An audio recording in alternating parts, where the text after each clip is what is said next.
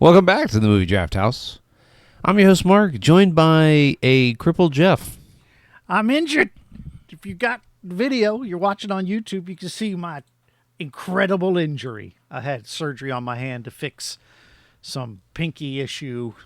I was drinking my tea, and I couldn't get my pinky to extend all the way, so I needed that fixed. Stat. We're a high-class podcast here, and we pinkies up when we drink. I'm drinking damn straight. Drinking a Fresca right now, and if you're watching on YouTube, you can see my pinky's up. I've got Anyways, a big ass. You got a big ass. I got a big ass thermos. I didn't finish that sentence, but probably could have left it where it was. It would have been fine. Anyways, Jeff, tell them what the theme is this year, and give us the book of how we got here. Okay. Here we go. All right, so this year we're doing 1 degree of separation. Each film shares one connection to the next, be it an actor, a writer, a director. They share one thread, generally a person. We're not like, this one's about a house, and this movie's about it. We're not doing that, Mark. As much as you try. I haven't done that. I know. But okay. Yeah. Okay. But maybe I will this week. But well, let's run it down. So, for example, last year we finished off the season or the year watching A Simple Favor starring Anna Kendrick, who was in Life After Beth, which starred Paul Reiser, who was in Whiplash, who was in he starred alongside Miles Teller, who was in Top Gun Maverick, which was written by Peter Craig.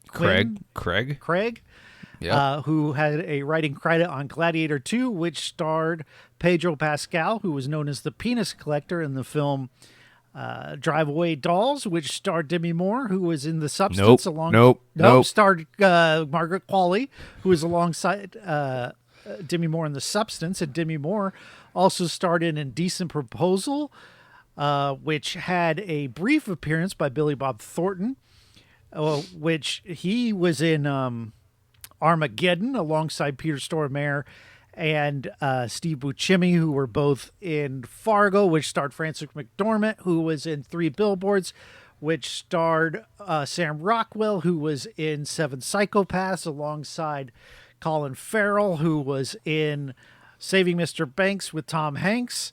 And Tom Hanks was in Dragnet, which starred Christopher Plummer, who was in The Inside Man, which starred Denzel, who was in it's in there.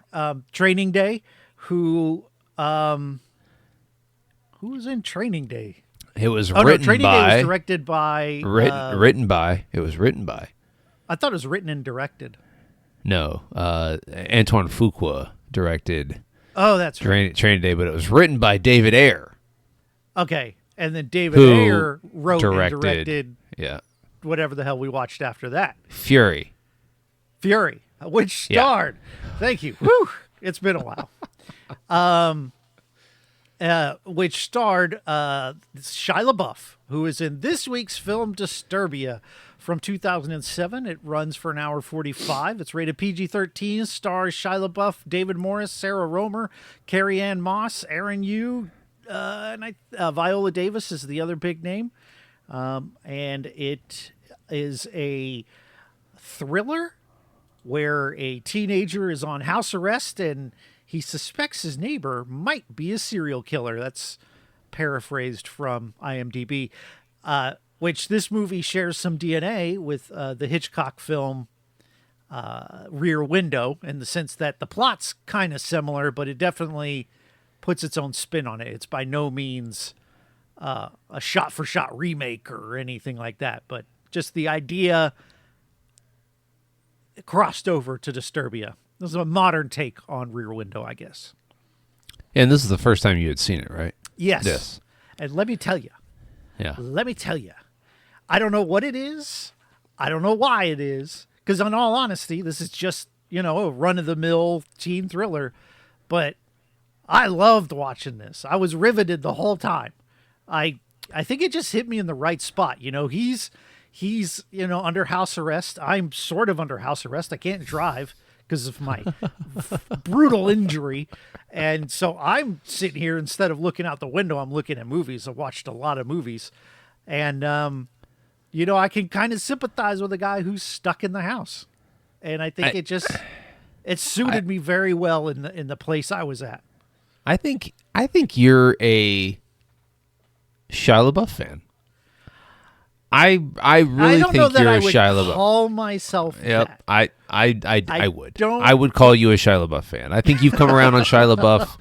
I think you have seen the light, and we can forget all of his real life transgressions. I don't say we forget his transgressions, but taking what is on screen and interpreting that through a vacuum. Yeah, I enjoyed him in Fury a lot.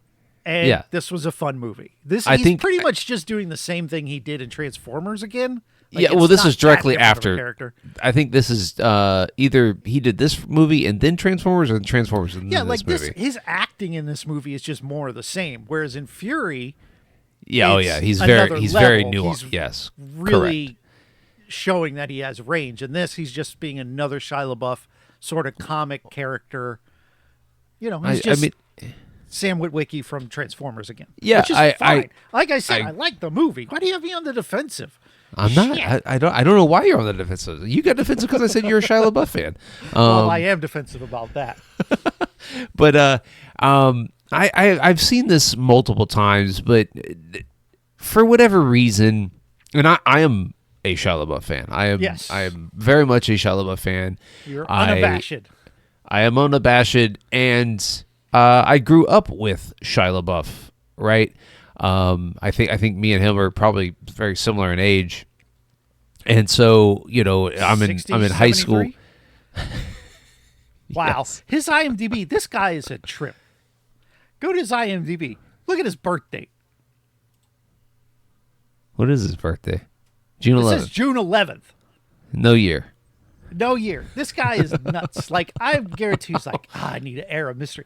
So this is my thing. And again, I've already paid a compliment to him. But You think he like went this. into his own IMDb? I think he called IMDb. He's like, listen, bitch, don't put my year in there. Can't have anybody Nobody knowing else my age. has that. Click on anybody else in this movie. I promise you, their birth year is there. Like, I click David Morris, 53. Like it. Yeah, I'm just saying. Shia LaBeouf was born on June 11th, 1986. I was born on November 22nd, 1986. Me and him are together. Yeah, me and him are the same age, and so I grew up with Even Stevens, Shia LaBeouf's breakout Disney to show? The Disney Channel shows, Even Stevens, but where he was primarily just a comedic character, but also probably one of the most lovable characters on that show. And then his big break was Transformers. And but he was in Holes. Was that after Transformers? No, that was before Transformers. Holes was when he was younger. Okay. Feels like that could have been like an adult film. Holes. Never mind. So Disturbia did come out before Transformers, even though they were in the same year.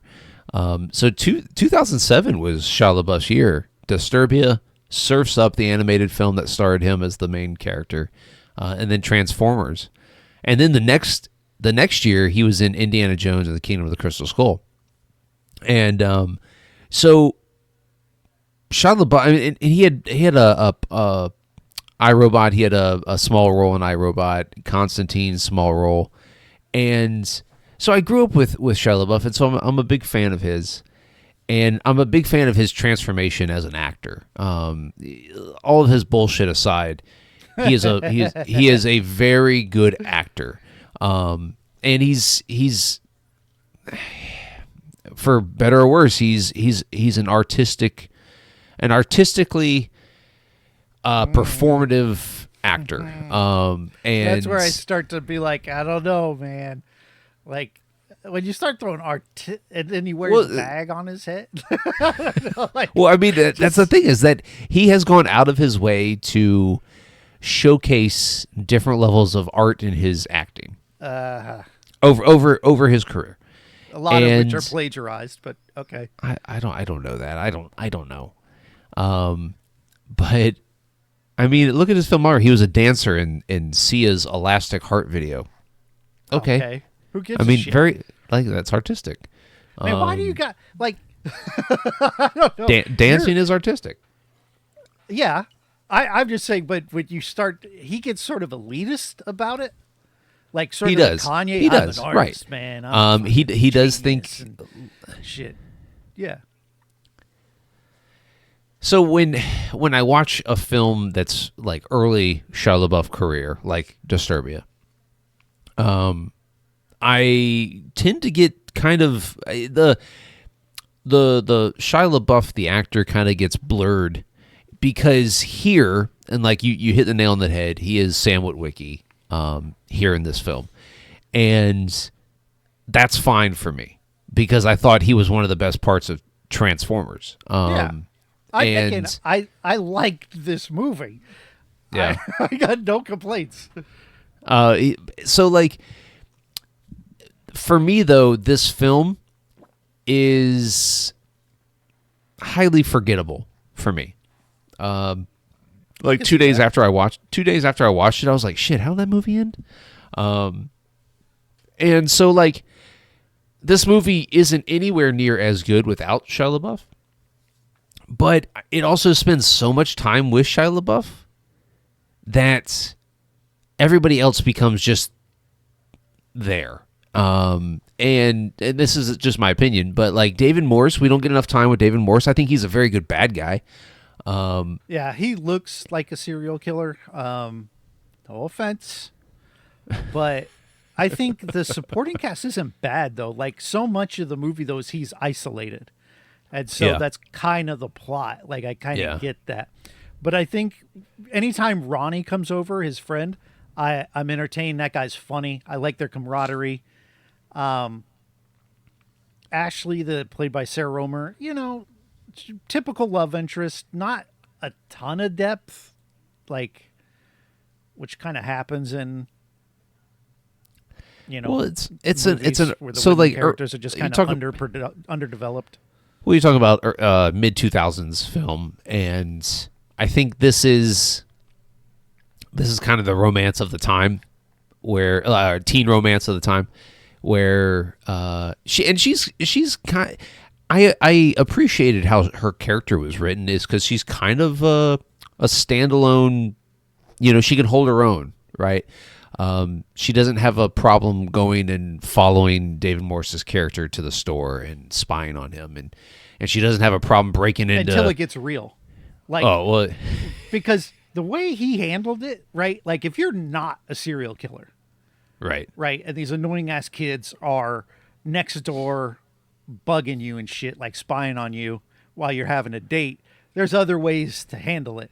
And you see that you're being followed. If he had just gone up to her and been like, I know you're following me. I don't know why, but please leave me the hell alone, or I'll get a restraining order or something, But what he did instead was reach into the car and turn the car off and take the keys while she's in it. And I'm like, well, there's any air of mystery about if this guy is the killer, right? Because I felt like the movie did miss an opportunity to kind of draw out that mystery a bit. They do eventually get to a point where they're like, yes, this is definitely the killer. But I really felt like they could have toyed with the audience a little more. Like, is he, isn't he, if he has a reasonable explanation for things. In me personally, I could have done with a little more of that suspense, but I still think the suspense was pretty good on this. Yeah, until you actually find out that he is. Like, once they fully are like, this guy's the killer, then the suspense kind of drops for me a bit because it's like, oh, okay. And then it's just like this final chase to save his mom or whatever. But all the lead up to that was very good Hitchcockian sort of stuff. And the guy that directed this, DJ Caruso, he's not well known. He did a handful of things outside of this movie, but nothing like real like long time sticking of, hey, we all remember this movie. Yeah. But I will say that yes, most of this movie is well done in the fact that it shows, it does a good job of showing the confines of the home. The home feels bigger because we're in it for so long, but it doesn't feel as big as what Sam Witwicky here needs it to be, and I think that's what ass. His place is a house. Yes, it's a big house. Like even just his room, he has like the attic, and it's like 2 giant rooms. There's like a lounge, and then his bedroom within this one room. Which I think is probably they're paying a homage. They're paying homage to like 90s films where the kid's bedroom was the entire like second floor of the house. That's basically what it is. Yeah. Like it's stoked. I'd have been stoked if that was my setup. So it's like the film does do a good job of showcasing Shia LaBeouf in the house, in the confines, but he also, like, the house also feels bigger, and so we never feel like it never feels claustrophobic, and there's other movies that kind of in the same vein that, like, oh, you're confined, like Saw is another one. It's a horror film, but they're confined to this one room. In that one room, horror film. Damn, I thought it was a rom-com. I was laughing my ass off. There's some funny parts in Saw. I'm sure it's James Wan, But like, so, I feel like this director did a good enough job of showcasing the confines, but allowing the film to explore different parts of the house. Like, he does a whole stick of like just eating everything in the house on the couch, watching TV, and then he's playing video games, and then his mom cuts the cord to the TV, and now he's got to just be alone with himself. Hey man, did house arrest seem fun as hell? I don't know. I would maybe not during the summer though. Wasn't this during the summer? No, definitely during the summer. I ain't leaving the house in the summer anyway. Man, I used to run the neighborhood in the summer, man. As a kid, yeah. As a kid, for sure. Like, if it's summer break, absolutely. But as an adult, I'm myself under house arrest. Yeah, you let me stay at the house. All you need is surgery. I didn't have to break the law. I went and got surgery. Now I'm under house arrest. You let me stay at home from like middle of May to like end of July, and I only got to go outside, bro. We in Florida. That's just the surface of the sun outside. Yeah, I'm staying in. What do you have you? So let me ask you, police corner wise. Yeah, there's the reason he's on house arrest is because he punched his teacher justifiably. His teacher deserved to be punched in that scene because he overstepped and he went over the line as what the teacher is allowed to do. And if anybody said to me what that teacher said that close to losing his dad, I would have done this. I hope I would have been brave enough to do the same. Yeah. And so that's what got him suspended and under house arrest. And then his cousin is like the police officer. Is that a conflict of interest? The cousin of the no. the offended? I mean, he probably could like file a complaint against a police officer saying that he's being mistreated because of which he clearly is. But no, the police corner here is this movie doesn't do a great job is because like these who is it, the probation, Viola Davis's character, is she probation, or I thought she was a lawyer? I thought she was their lawyer because she kept asking for money, and I don't think you pay your probation officer. I could be wrong. That's true. I missed the part. Well, I missed the part when she said it was. When she said he was or she was a lawyer. But anyways, no. Typically, probation handles these house arrest type things, the ankle monitor aspect of things. Yeah, it's because that's a stipulation of your release from jail. Is that, hey, you're going to wear this ankle monitor and you're not going to do X, Y, and Z. And if you violate the conditions of the ankle monitor, well, then you're going to not wear the ankle monitor and you're going to go back to jail. So like, police would not respond to him setting off the quick. Right. That's kind of dumb. That was a dumb thing. Yeah. It's like they have an alert that he stepped over the line of his front yard or whatever. But no, I didn't really get the brother or the cousin of the teacher aspect. I didn't really feel like it needed to be like. I didn't feel like it needed to be there. It's because it didn't really serve any purpose. I mean, you could have any actor play a hard ass cop that is just, interested in keeping him in the confines of his square or whatever. You didn't need to add the I hate you because you punched my cousin aspect. Well, and if I were that guy, I'd think that cousin is an ass. Like it would have been more believable to me had the cousin cop been like, I understand why you did it. He's a prick. Like, yeah, because that teacher is an asshole. Yeah, Fuck that guy. Yeah, it's and I enjoyed the opening of this movie, where it showed Shia LaBeouf fly fishing with his dad up in wherever they were in the mountains, Montana. I don't know that that's true. It was probably somewhere. I mean, Colorado, Montana, Wyoming-esque. They're all pretty much the same. But that guy that plays his dad, Ray Stevens, I think it's Ray Stevens. Matt Craven, sorry. He's been in a ton of different things. But and he always plays kind of like a head henchman or a dad or just right hand man type guy. He's been in a lot of TV shows.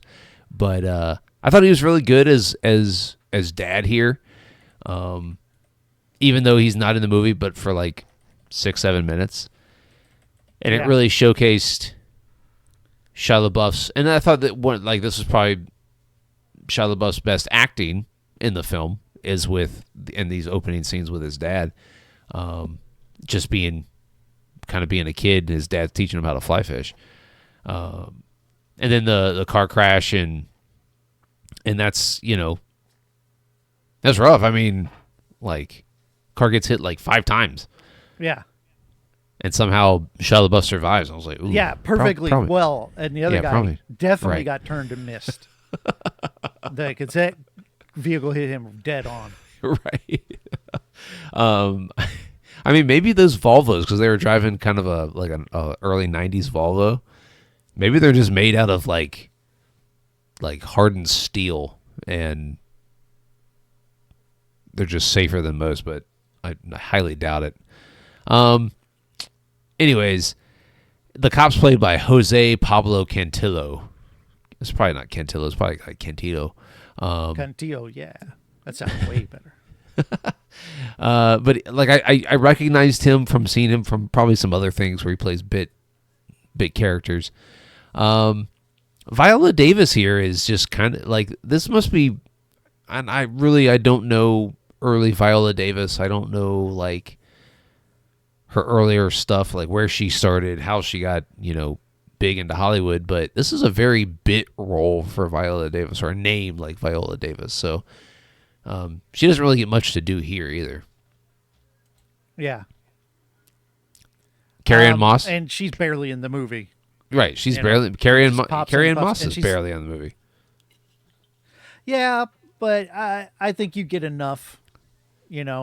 I don't have a problem with everyone else kind of barely being in the movie, because it is a Shia LaBeouf movie, and then the supporting actor being the girl next door, who I was like, man, I recognize her, and I just realized it's from a movie called Fired Up, which is a cheerleader comedy. Oh, okay. Pretty insane. It's not insane. It's all right though. Her filmography, like, I don't think she's making movies anymore. Sarah Romer. I don't think so. Because I looked at her for well, her last movie was in 2021, and none of them have been any good. So Fired Up. You've seen them all? Well, I'm just going by, Hachi, A Dog's Tale. Damn, we should watch that one next week. Well, that's up to you. I ain't shit I can do about it. Anyways, Just don't make me watch The Matrix. so which one? Any of them. I mean, Have if you I seen have them? to watch Have one you of them, have you seen a Matrix movie? I've seen the first two, Okay, all right, and all I right. stopped after that. I hated the second one. Yeah, that's why I never watched any further. The third one kind of redeemed itself a little bit, but then I haven't watched any other Matrix films since. But no, like Carrie-Anne Moss is probably the biggest name here because of the Matrix films. Yeah. And David Morse, he's a very recognizable face. I like I said, I liked him as the villain. I wish we got a little bit more time with him.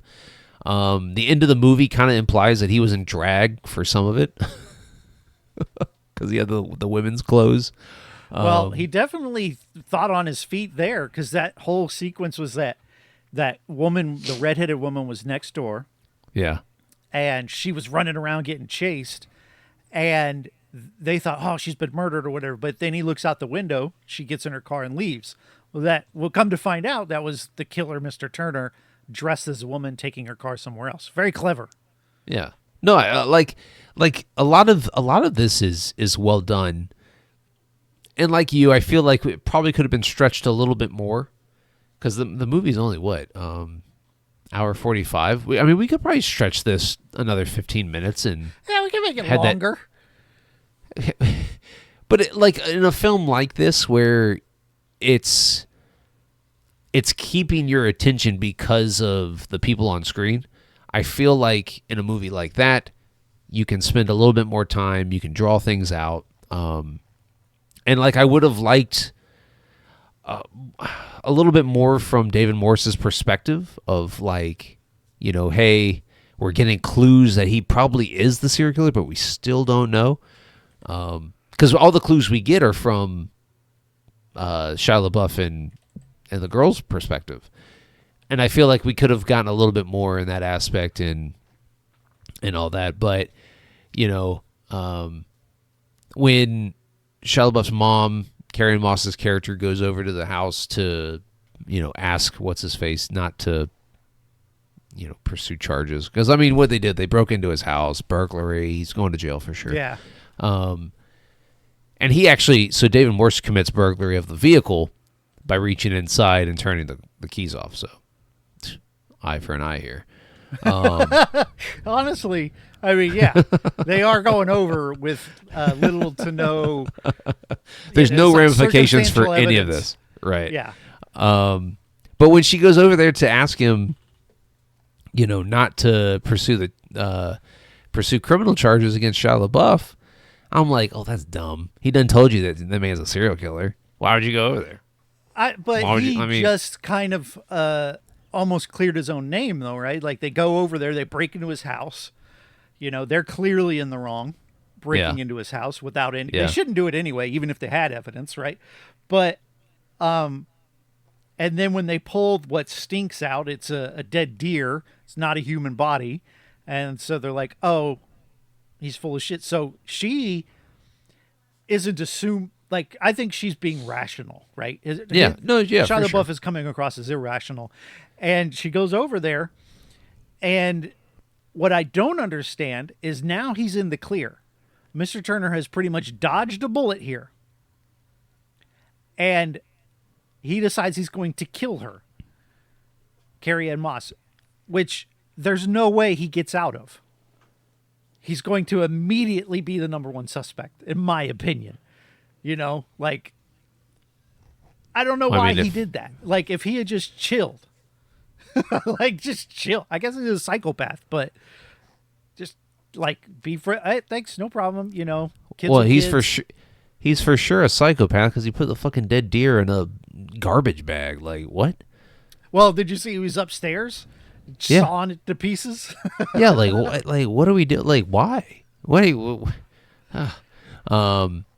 I mean, there's weird people that go around and collect, you know, roadkilled for different shit, but Yeah, gross. I mean, those people Nasty are fucking motherfuckers. weird, right? Yes, The hell is weird, wrong with weird as shit. You go into some of these backwoods towns around us, and you see people on the side of the road selling animal bones.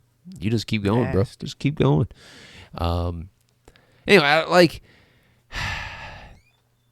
I said, I wish we got more from David Morse, or from David Morse's perspective as the killer, or the breadcrumbs leading up to him being the killer, because I do think he's menacing enough, and he's villain-esque enough to be on screen more.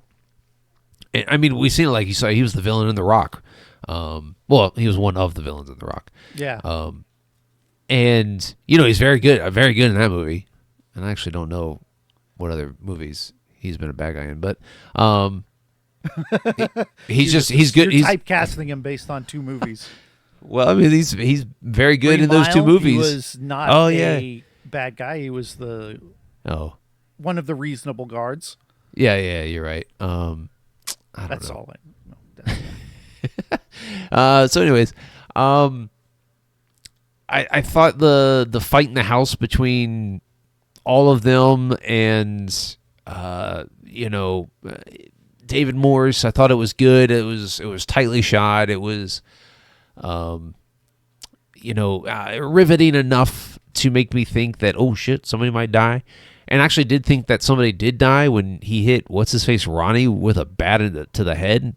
But then Ronnie didn't die. I thought Ronnie was, and I really, really liked the fact that Ronnie disappeared, and he, Shia LaBeouf's like, "Hey, where's my friend?" And I'm like, "Oh, he killed him." Right, That's crazy. right. Where is his friend? Why isn't he around? And then you get the gag of him in the closet, and he's, sends the video and all that stuff, and I'm like, "Oh shit." And it got me, but it also made sense. Like, I felt like the character would do some bullshit like that. Right. And like his explanation of, what am I going to do? Pop out in front of the cops when I just broke into this guy's house? No, I hid over here. And he's like, oh yeah, that does make sense. Yeah. I just like, I enjoyed that. That was a good moment. There was just a lot in this final scene that I was like, oh, nobody died. That's unfortunate. That's Well, you PG-13 get down movie, to the killer did, but you get down to his basement. So like, I felt that weird reveal. So the camera, the Ronnie's in the house with the camera, and he falls over, and it catches a glimpse of something in one of the vents in the air conditioning, and then they watch it back, and that's how they find out that, yeah, he definitely is the killer. And he gets in there, he's got a gigantic basement with like a maze in it, and there's bodies everywhere, and I thought that was weird. I felt like his house would have smelled a lot worse despite the deer. Like, correct.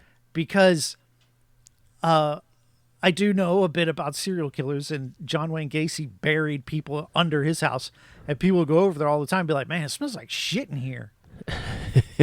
But, a decaying human has a particular odor that is quite pungent. So Right. Yes. I do feel his house would not have smelled great. But that's just something we just kind of gloss over, and it's fine. yeah. And then he had like a lab. Like, some more you dig into this guy's house, like he had like a laboratory in there.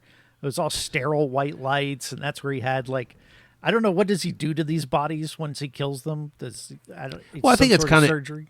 I think it's kind of implied the way he was chopping up the deer, that he probably dismembers these people and experiments with them. I don't know.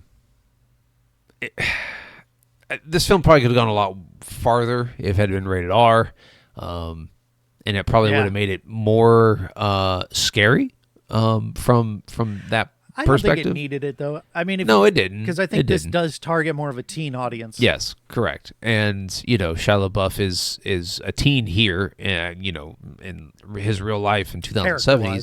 Yeah, well, that and he had just come off of the Disney Channel, so they're clearly targeting an audience here. But I would hope.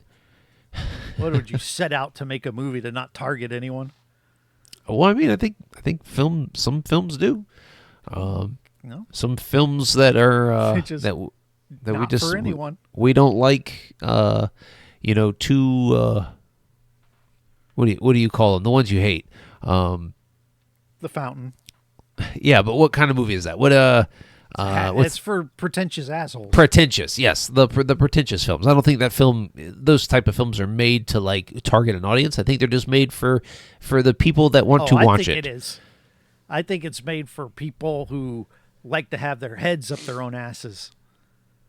It's hard to do, but I agree. Jeff, I don't know what else to say about this movie. How do you? You've tried to put your own head up your own ass? If you're watching You the said YouTube, it's hard to do, and you said it like. Well, I just actually tried to put my head between my legs, and I couldn't do it. So. Okay. Well, you didn't try very hard. And by the way, your Why- recording video, I'll be able to check and see if that's the case. Yeah, literally. I mean, if you're watching on the YouTube, you'll see it. We'll see how hard you tried. I did it again, but I can't. Okay. Can't get all the way to your asshole. That's the thing. Can't put your own head up your own ass. I've seen videos of like smaller, petite people being able to do it though. Put their head in their own ass? Not maybe in their ass, but like to 'Cause their that ass. would be a sight. That's its own corner of. Yeah, that's. Like, oh God. All right. Anything else to talk about here? No, not really. I had a lot of fun watching it. It just hit me from a pure popcorn entertainment standpoint, and it did the job. It went down smooth. So, do you recommend it? Yeah, I do. I think it's a lot of fun. Like, I can't, just based on the amount of enjoyment I got watching it, I kind of have to recommend it. Okay. How about you? Yeah, I'm not going to recommend it. I feel like I said it at the top. Because you're a Shia LaBeouf hater. You're a hater. I feel like this one's very forgettable. Even though I am a Shia LaBeouf fan, I just feel like, like I said, after like 2 days after watching the movie, I was like, "Damn, what happened at the end?" And I was like, "Oh yeah, Reminded? okay, Like down in the basement. right." So I mean, it's just like the film's fine as from an entertainment perspective. I was entertained. I just the films that we've recommended this year, it doesn't match up. So I will not recommend this one. Fair enough. But next week, Yes. What are we gonna watch? Something good, I hope. I've never seen it, Okay. but it has Matt Craven in it, who played the dad here. Oh wow, and, you had to dig deep, didn't you? Well, you didn't give me much to work with, bro. Like I looked through the filmography of all these Carrie Ann people. Moss, No, she has a couple, and like you don't want to watch a Matrix film, so like Viola Davis. Viola Davis. I have to be in the mood to watch a Viola Davis movie, and a lot of her stuff is very dramatic. That is true. And- Okay, you make a say no more because I don't really. Yeah, you're good. I mean, a lot of her stuff is very good. I just like her stuff is very dramatic and like you just have to be in the mood. And so I wanted to set you up with a smorgasbord of Ooh, I already know what we're doing. of actors. I've never seen this as if it's the movie I think it is. I wanted to. I've heard of this movie. I know it exists. You know it's the got famous line from it. I don't. Because we're probably talking about two different movies, but Okay. But we are going to watch from. Oh, I forgot he was in White House Down. Or maybe X-Men First Class. No. And we're gonna stick with the movie I told you. But, so we're gonna watch from the film or the year 2009, Oh, this is not what I thought it was. starring Christian Bale, Johnny Depp, Jason Clarke, Death. Stephen Graham, Stephen Dorff, Carey Mulligan, James Russo, Giovanni Ribisi. I'm sorry. Ribisi. Directed by Michael Mann. We're gonna watch Public Enemies. I've never heard of this.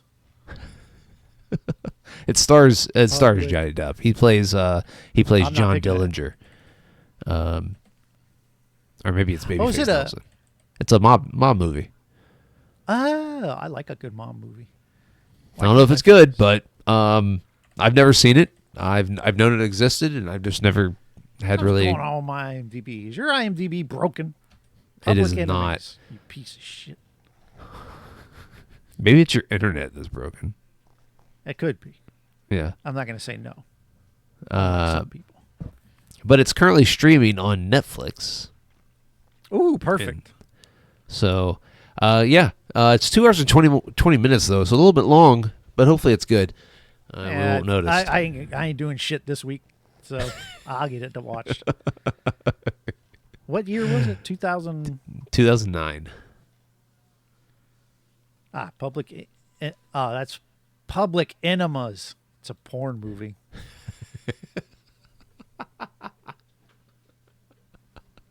How to?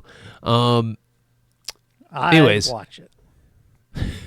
Channing Tatum's in this. Wait, is he really? Yeah. Oh shit. Let's go. All right, look. Oh, he is. Pretty Boy Floyd. Let's go, man. I gave you everybody in Hollywood in this movie. Okay. Yeah, and I'm gonna turn around and give you. And you're gonna pick some bullshit that stars yes. Wesley Walker. Who? Right. Like, exactly. You can't do that. You picked a Matt Craven movie. Don't do that. But I'm setting you up. I'm setting you up for success. Anyways, what I'm you just can also to see do. Who of these people are in weird science? None of them so far. What you can do is you can hit the subscribe button when it pops up so you don't miss any future content if you're watching on the YouTube. And if you want to follow the podcast on all your favorite social media platforms, we're at Movie Draft House. You can find us on Twitter, TikTok, Instagram, right here on YouTube. So give us a like, follow, and subscribe. Jeff, tell them where they can find you. You can find me on the internet. If you go to wherever you listen to podcasts, you can search chronologically, listen to our podcast. We're going through the full filmography of Quentin Tarantino. You can also check out my other podcast called All Things Being Sequel, where we look at long-running series to find the good, the bad, and the ugly. Yep. So join us next week as we watch Public Enemies from 2009. Yeah. Let's see how this fucking goes. Probably a reason we ain't never heard of it. Michael. I think I'm a Michael Mann fan. You think? I think. I mean, I've seen a handful of his movies. Didn't Michael Mann direct the what's the Insider? Al Pacino Al Pacino Last of the Mohicans? No, Al Pacino and what's his name? I did Manhunter, which is the first technically the first Silence of the Lambs movie. I think he did Heat. That's the one I'm talking about. Heat. That's a good ass movie. Yeah. So I've seen that one. I've seen Ferrari. I've seen Hancock. Oh, that's produced by Hancock. All right. Let me look at the director. Yeah, I've seen I'm gonna have Miami a hard time Vice. not picking another Matt Craven movie. Ali. That's a good one. Ah, listen, man. You've got the world is your oyster here, okay? Anyways, complaining. Jeff, any last words? Not one. Pinkies up. Pinkies up. Oh, that's so much better.